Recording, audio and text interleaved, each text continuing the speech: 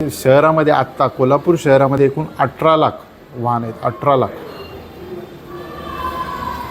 आणि शहर नियंत्रण शाखेकडे 90 अंमलदार आहेत आणि त्यातले बरेचसे बंदोबस्त असतात. आपल्याकडे कोल्हापूर एअरपोर्ट असल्यामुळे बरेचसे VIP VVIP यांची जी मुवमेंट, आता सातारा किंवा सांगलीला जर कुणाला जायचं असेल तर ते कोल्हापूरला येतात सर, आणि ते मग हायवे मार्गे या बाय रोड हे करतात. तो सर्व लोड आपला वाहतूक नियंत्रण शाखेकडे येतो, कारण जो रोड बंद असतो वाहतूक नियंत्रण शाखेमार्फत लावला जातो.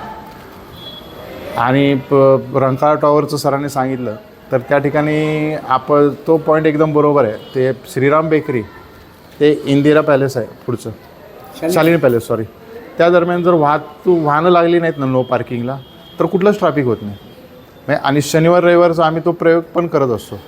पण काय होतं, काही वेळेला बंदोबस्तच्या अनुषंगाने असेल किंवा दुसरं काहीतरी काम असेल तर तिथे दुर्लक्ष होतं आणि तिथे जर वाहतूक पार्क झाली तर मात्र तो संध्याकाळचा 6:30 ते 7:30 हा 1 तास आमचं म्हणजे कसरत होते, प्रत्येकाचीच होते.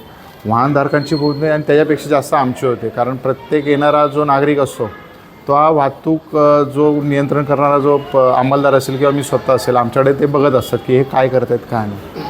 त्यातूनसुद्धा आम्ही पॉझिटिव्हली घेऊन जास्तीत जास्त कमीत कमी वेळात वाहतूक नियंत्रण कशी होईल आणि त्यांचं नियमन कसं करता येईल ह्यासाठी आम्ही प्रयत्न करत असतो.